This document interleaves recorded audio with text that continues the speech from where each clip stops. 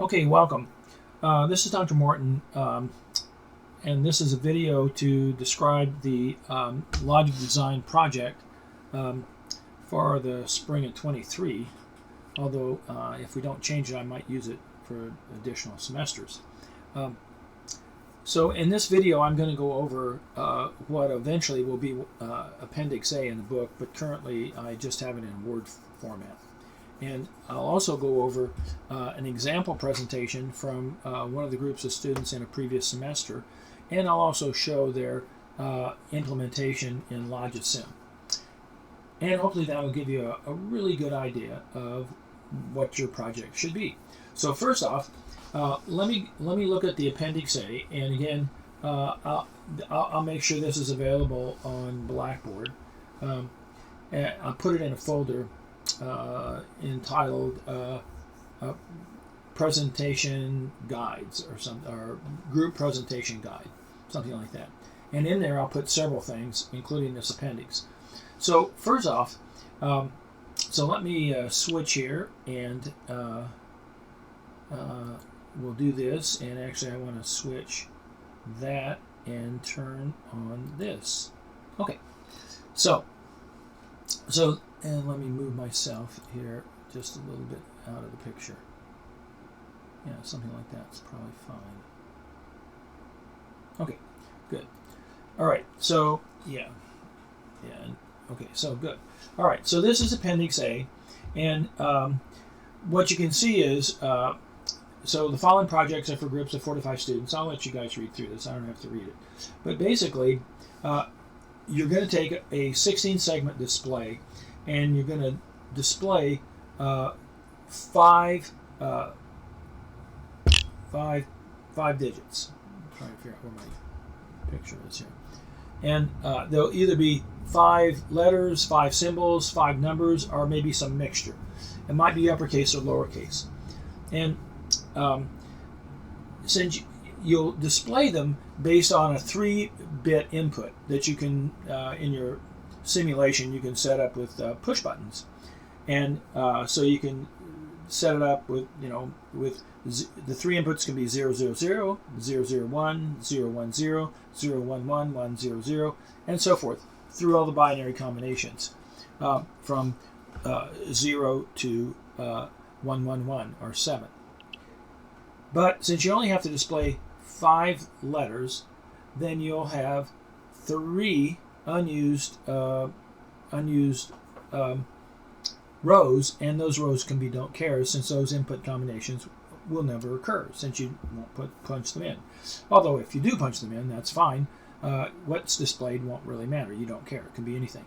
And you'll choose those don't cares to help you. So the way this works, you're going to set up a truth table that has 3 independent variables and up to 16 dependent variables. And each one of those dependent functions represents one of the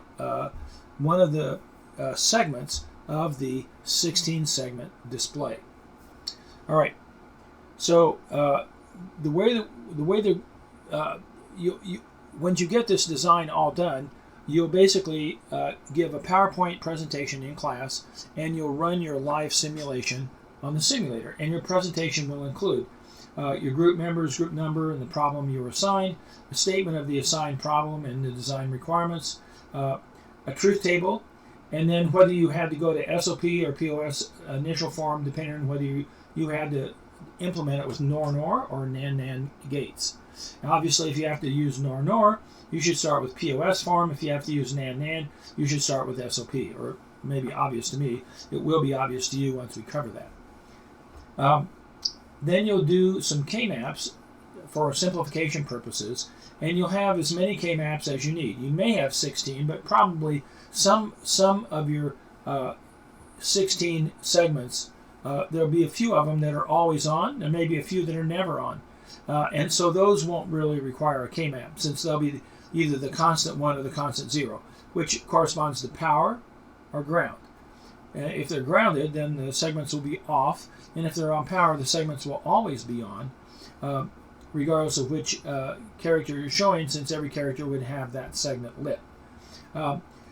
One of the things, though, you need to do is when you're doing this project, and you have your 16 functions, rather than implement each one of those individually with as simple a solution as you can based on your K-map, I will expect you to choose how to share terms between some of the functions. And it might be that some functions will have exactly the same pattern, and so you can just use that function for two different, that same network for two different inputs.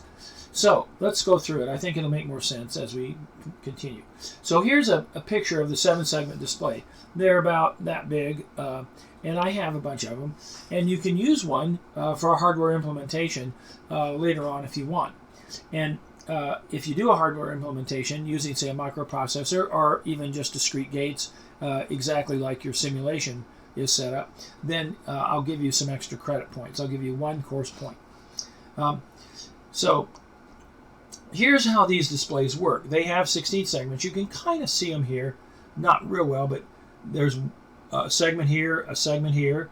There's a segment down the length here, another segment, and then little 2 segments down here, a segment here, a segment there, and then 2 segments across the middle, then 2 vertical segments, and then 2 diagonal segments up here and 2 down here. And that's what it looks like, okay? So if you want to draw characters, here's a map of kind of the recommended way to display these characters. So for instance, a 0 should look like this, a 1 like this, 2, 3, 4, 5, 6, 7, 8, 9. And then we have vertical bar, I don't know what these are supposed to be, question mark, and then I don't even know what that is. Oh, maybe it's the @ sign.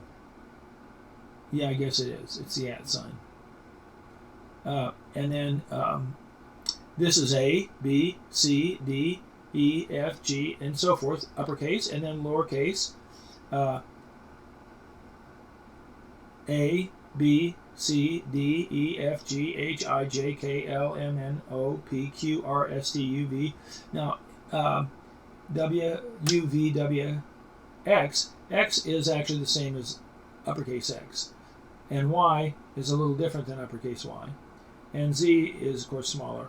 So these are the lowercase letters. With the exception of X, they are different, I think. Yeah.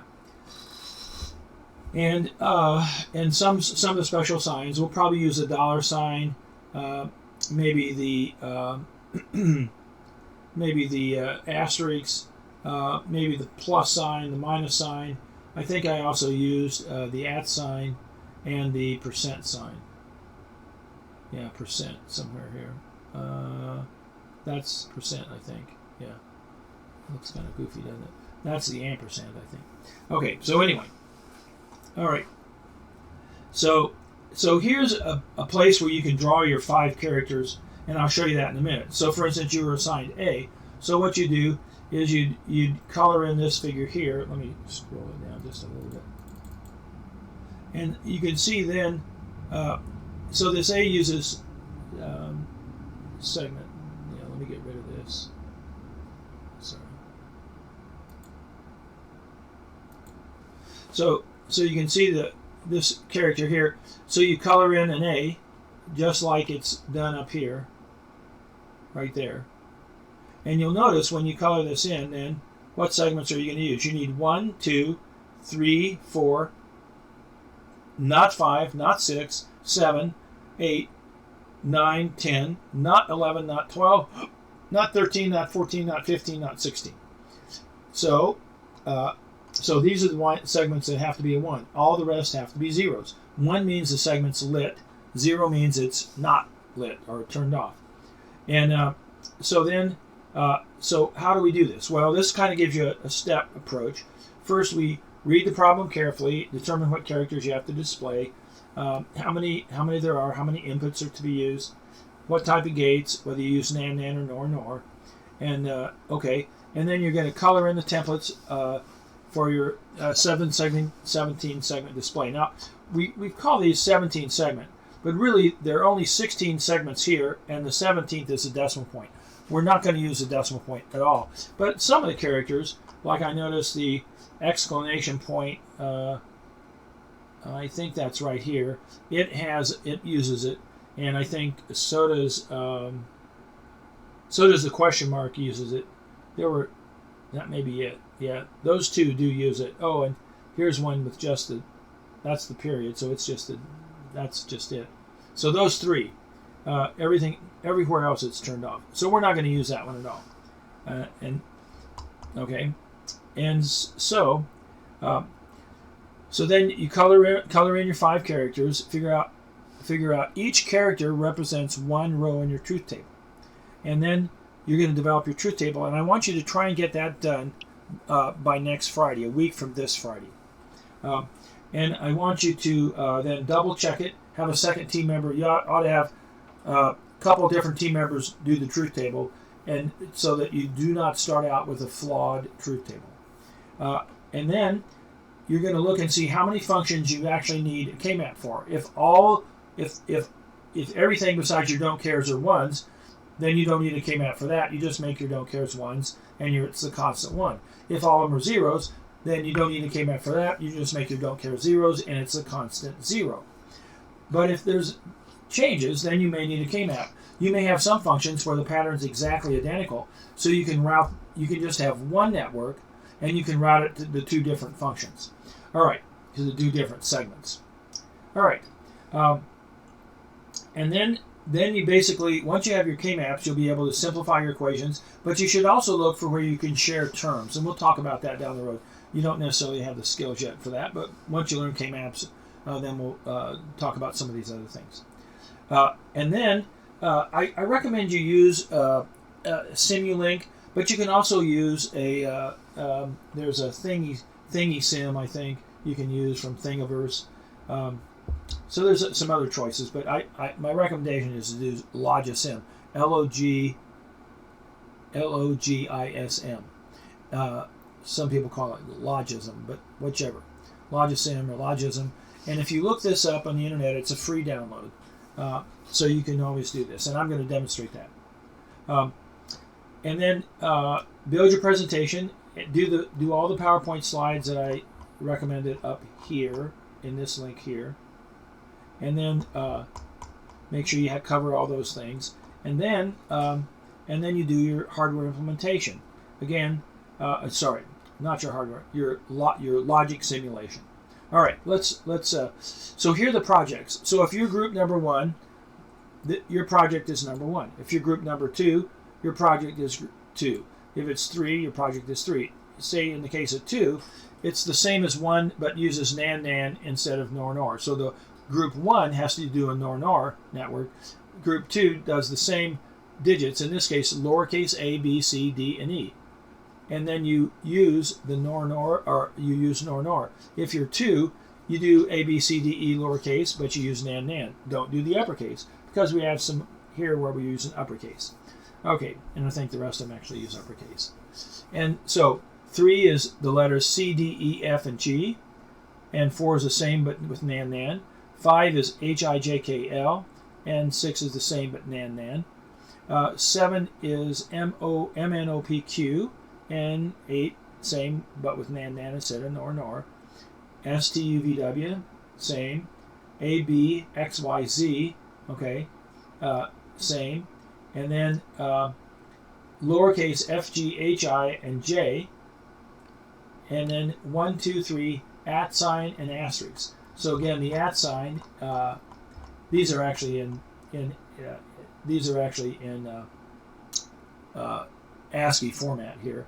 That's the @ sign, and the asterisk is right there. Yeah. Okay, that's the hash mark. That looks like 1+. It's kind of a bad hash mark. The $sign's pretty good. This is that's the %sign. Yeah, I think I used the %sign and the asterisk in one of them. I don't know. Anyway, let's see what I actually did do. Go down here. I use the @ sign and the asterisk there, $sign and the %sign there. So that's where I use the %sign, and plus minus there. So if you're confused about which sign is the plus sign, you can check the ASCII number, and that would tell you. I think the %sign is, let's see, what is it? I can't see here. Okay, the %sign is hex 24. So if you go up here, you can see hex 24. There's the 20 row, 20, 21, 22, 23, 24. So that's the dollar. Okay. Let's see what I actually did here. So, oh, that was decimal. Let's see the percent sign. It's hex 20. It's hex 23. 23. 20, 1, 2, 3. Although that's got to be the hash. That is the hash. So they're saying it's $% is hex 25.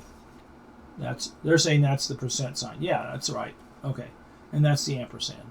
So yeah, so hash $% so let's see. So 40 is hex 40 is that's the @ sign. So that's the @ sign. Okay. So anyway, if you have a question, you can just ask me. I'm sorry, I didn't want to take the time to do that, but okay. So it's just the ASCII, so you can double check it. Okay. So that's all the example projects. So I have 20 of them listed here. So I don't think there's 20 groups. So if your group say 18, then yours is the same as 17, except you have to use NAND gates in your logic simulation. Okay, so let's look at an example project. So let's see. I need to turn off that. Okay, so I blanked out the group members since I didn't want to embarrass anybody, although I think they did a great job. So here's the problem. They're supposed to do capital K, L, M, N, O.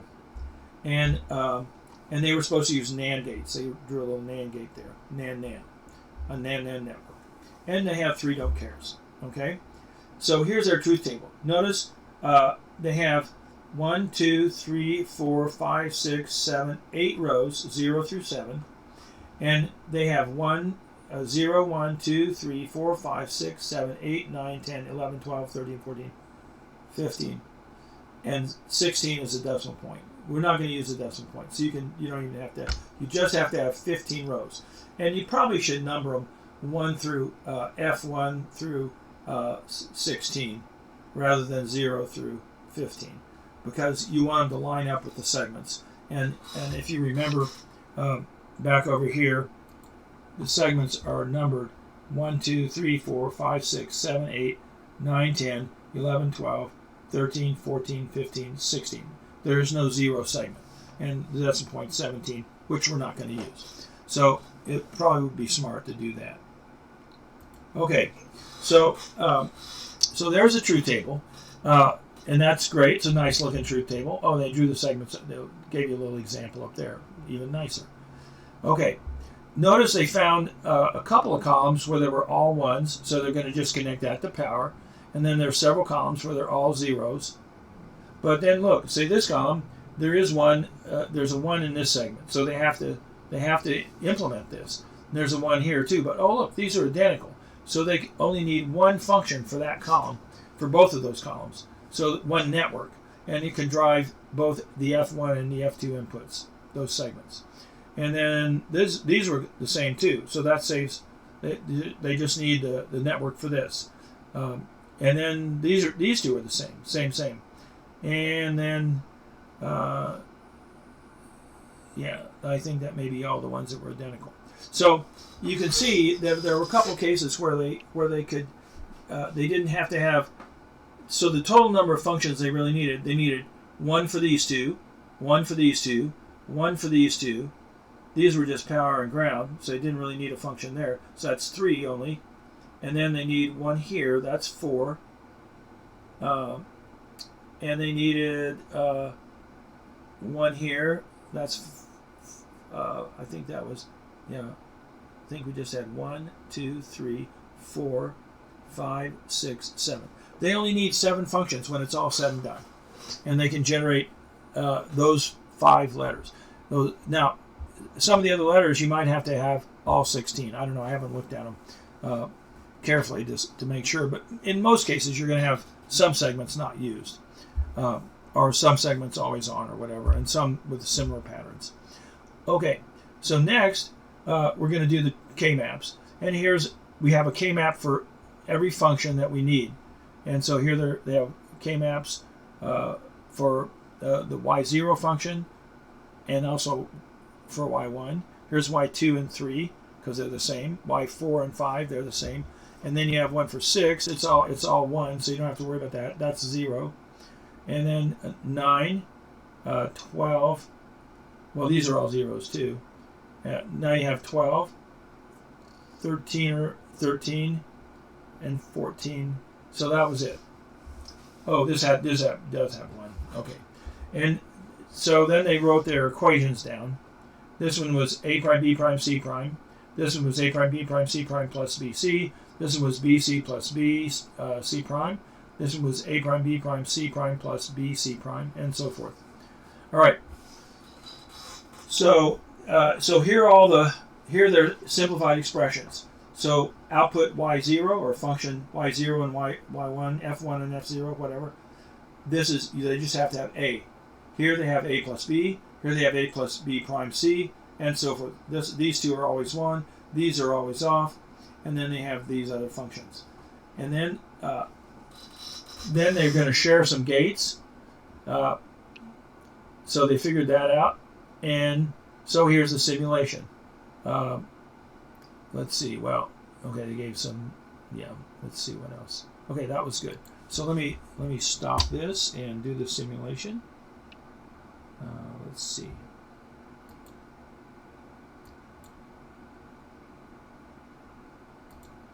Okay, I have to shrink this down. Okay, and so we'll do the simulation over here. Yeah, good. All right. So let me fix that. Okay, so here's Logisim, and this is the 16 segment display, and you can see right now they're putting in 3 zeros. A, B, and C are zeros, so we have a K displayed. Remember there was this project they had to do. If you remember, they were supposed to display the characters.